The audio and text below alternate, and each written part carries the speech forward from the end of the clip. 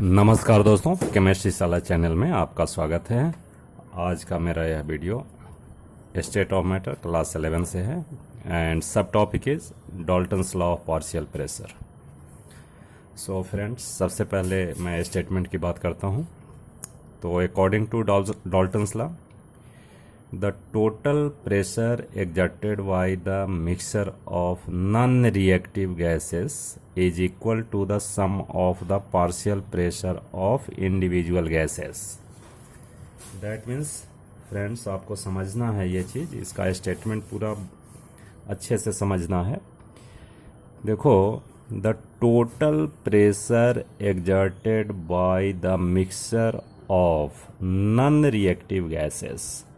अगर मान लीजिए कि एक वेसल्स हैं और ये वेसल में क्या है भाई, बहुत सारे गैस हैं, गैस ए, गैस बी, सी, 1 2 3 कुछ भी मान सकते हैं।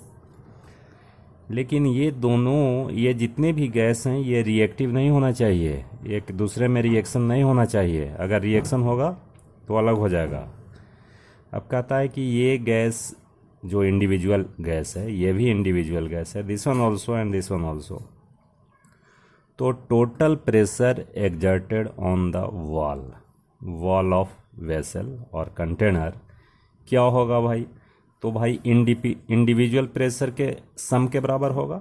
इसका भी प्रेशर इन्वॉल्व होगा, इसका भी प्रेशर इन्वॉल्व होगा, इनका भी प्रेशर होगा, इनका भी प्रेशर इन्वॉल्व होगा। यानी total pressure of mixture of non-reacting gas is equal to the sum of partial pressure of individual gas, gas A, gas B, gas C, gas D। ठीक है, बात समझ आ गई। अब इसमें यह बात समझनी है कि नॉन रिएक्टिंग का क्या मतलब है दोस्तों। तो अगर मान लो ऐसा एक एग्जांपल लेते हैं कि suppose a vessel contains hydrogen and oxygen, ठीक है कि नहीं। और अगर कैलकुलेट करें कि what is the total pressure of these individual gases, तो सबसे पहले तो भाई ये रिएक्ट करेगा, ये रिएक्ट करके वाटर बना देगा, और ये अब तो प्रेशर वाटर का होगा, वाटर वेपर का होगा, तो अलग हो गया ना, ये तो कंपाउंड फॉर्मेशन हो गया। इंडिविजुअल प्रेशर रहा ही नहीं, प्रेशर जितना होना चाहिए था वो तो होगा नहीं, कंपाउंड फॉर्मेशन इज देयर। सो अब टोटल प्रेशर क्या होगा भाई? तो थोड़ा बहुत जो बचेगा हाइड्रोजन उसका प्रेशर, ऑक्सीजन का, और plus water vapour is also there. That's why it is written non reactive gases. ये हमेशा ध्यान रखना, कभी भी लिखना है तो नॉन रिएक्टिव गैसेस। जैसे एयर जो होता है, air is the mixture of different gases, तो इसमें नाइट्रोजन है, ऑक्सीजन है, कार्बन डाइऑक्साइड है और इनर्ट गैसेस हैं। तो ये सभी नॉन रिएक्टिव हैं भाई, एक दूसरे से रिएक्ट नहीं करते हैं। और एयर का जो प्रेशर होगा that is sum of the pressure exerted by nitrogen, oxygen, carbon dioxide and inert gases. ठीक है दोस्तों, ये बात समझ आई। तो ये बात समझनी है, और इसके साथ साथ अब थोड़ी सी बात यहाँ करते हैं कि मान लो सपोज एक कंटेनर इज देयर एंड इस कंटेनर में हमारा गैसेस हैं, गैस नंबर 1 है, गैस नंबर 2 हैं, गैस 3 हैं, 4 हैं, 5 हैं, these are the gases. And इसका पार्शियल प्रेशर गैस 1 का P1 हम मान लेते हैं। तो ऐसा लिखते हैं कि let a container has gases 1 2 3 4 like that, and their pressure and their partial pressure लिखते हैं, फिर partial pressure। और अब 1 गैस है तो P1, P2, P3 ऐसा ही होगा भाई। तो अकॉर्डिंग टू डाल्टन्स क्या होगा? Total pressure is equal to sum of partial pressure of individual gases. So if we write P total stand for total pressure of gaseous mixture, this is P1 plus P2 plus P3 plus plus ऐसा होगा तो हम 3 के लिए लिखते हैं, बहुत ज़्यादा है, ठीक है कि नहीं। अब देखो हम एक इक्वेशन जानते हैं, gas equation PV equal to N R T होता है कि नहीं, ठीक है। तो टेम्परेचर कांस्टेंट है, R is also constant, this is gas constant, and N number of molecule हर एक गैस का अलग अलग होगा भाई। ऐसा कोई ज़रूरी है कि सबका नंबर ऑफ मॉलिक्यूल एक ही जैसा हो। और वॉल्यूम तो फिक्स्ड है ना, वॉल्यूम चूँकि एक कंटेनर में, एक सिलेंडर में ही सारे गैस भरे हुए हैं, 1 2 3 4, तो सभी का वॉल्यूम कितना होगा, volume equal to volume of cylinder.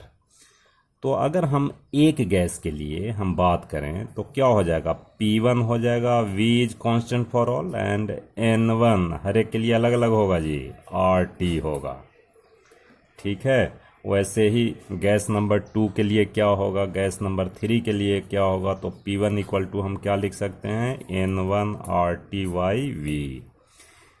ये प्रेशर ऑफ गैस नंबर 1।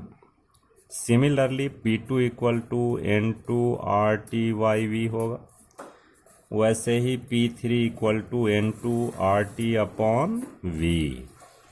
तो अब देखो these are the values of P1 P2 P3।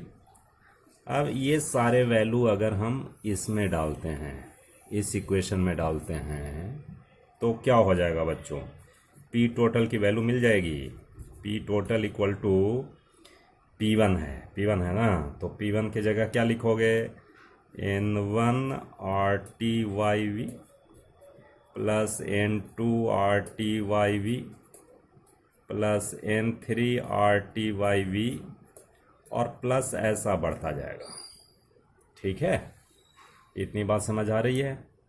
अब देखिए P टोटल यानी total pressure of container having different gases, तो N1 N2 N3 these are क्या होएगा भाई, N1 plus N2 plus N3 plus plus plus, and this part is common in all, ये सभी में कॉमन है, RT by V, RT by V। तो यहाँ लिख दीजिए RT बाई V लिख दीजिए, ठीक है भाई। इतनी बात समझ आ गई। अब चलिए आगे बढ़ते हैं और थोड़ा अब पेज पलटते हैं, पेज। अब देखिए अब क्या करते हैं बच्चों, देखो गैस नंबर 1 का प्रेशर क्या था जी, तो P1 था। अगर इसको हम P टोटल से डिवाइड करें, P टोटल, ठीक है दोस्तों, तो P1 इक्वल टू हम क्या लिख सकते हैं, थोड़ा सा पीछे देखते हैं जी, P1 equal to N1 RT by V, ठीक है कि नहीं। तो N1 RT बाई V ये लिखने का थोड़ा सा हमारा मकसद है।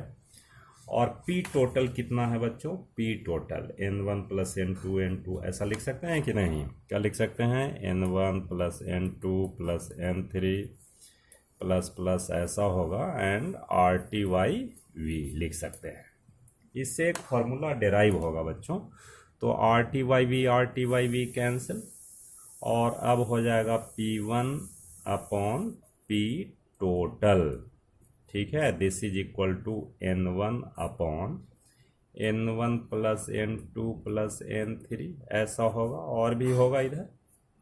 तो ये देखो, तो number of mole of one component 2, it's a ratio, number of mole of all components, इसको हम क्या बोलते हैं, मोल फ्रैक्शन बोलते हैं कि नहीं, याद आ रहा है कुछ, मोल फ्रैक्शन नहीं, तो इसको हम लोग मोल फ्रैक्शन लिख सकते हैं।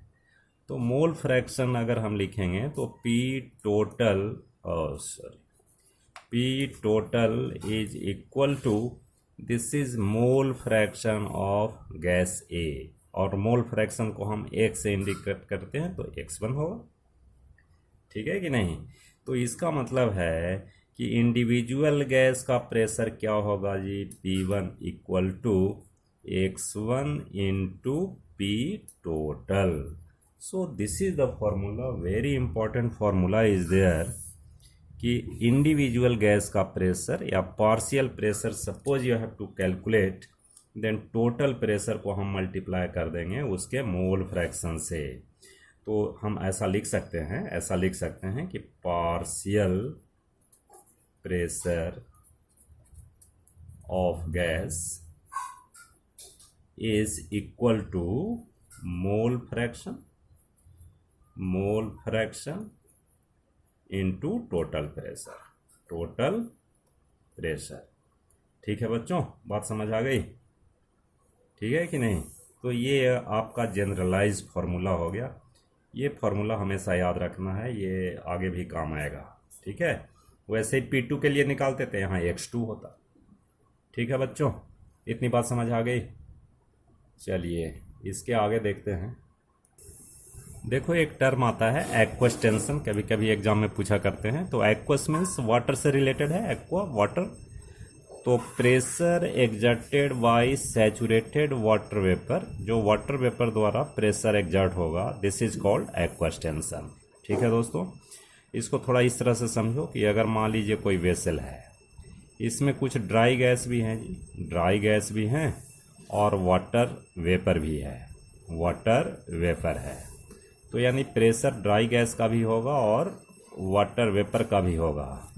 तो टोटल प्रेशर और वाटर वेपर का जो प्रेशर है उसको हम क्या बोलेंगे? एक्वस टेंशन बोलेंगे, और इसको प्रेशर ऑफ ड्राई गैस बोलेंगे जी।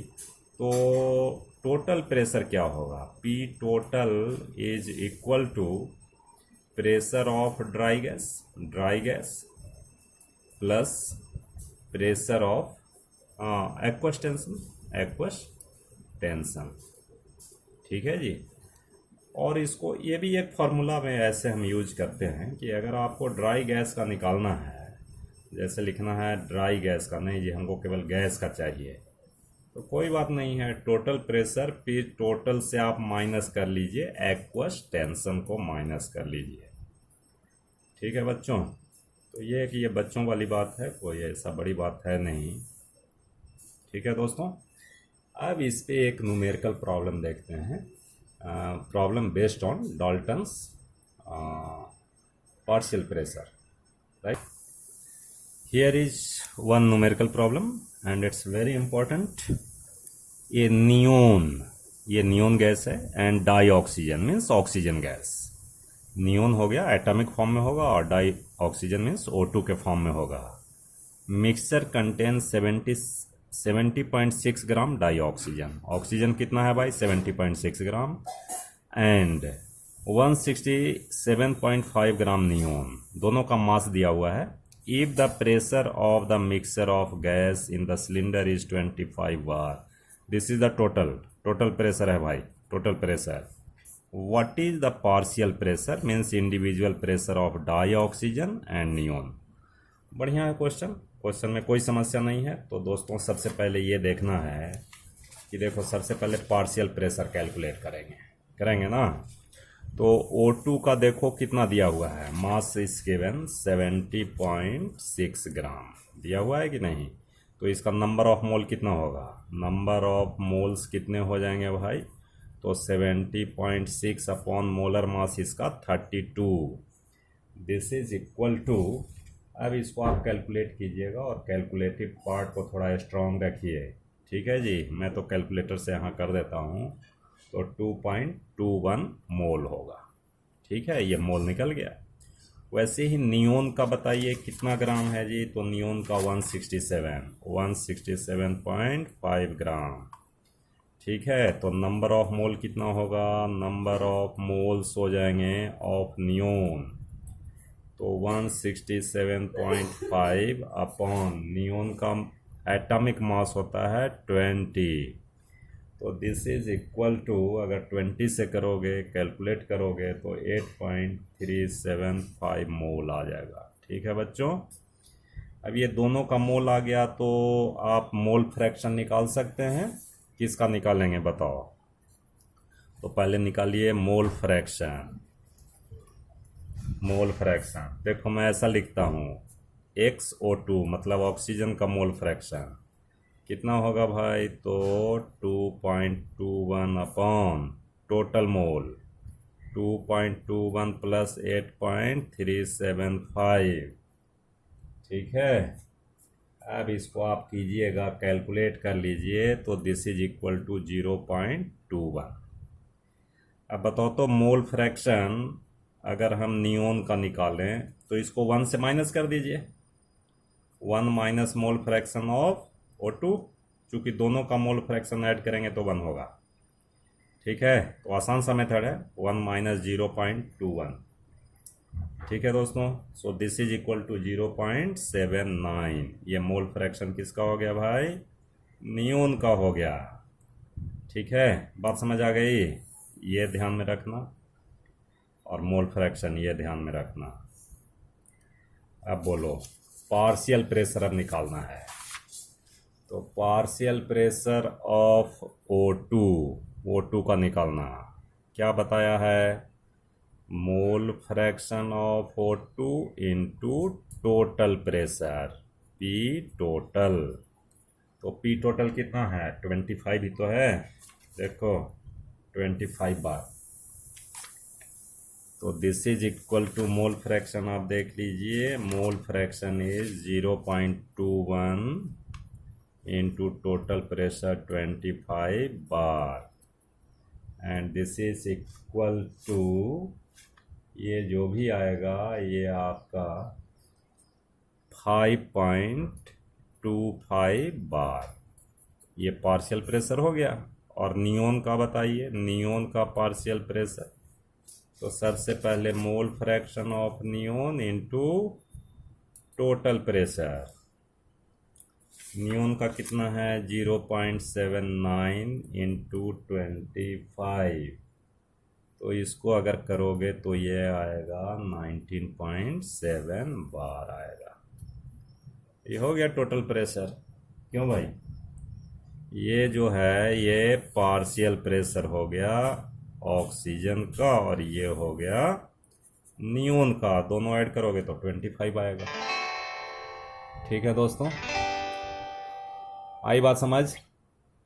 चलिए, बहुत बहुत धन्यवाद।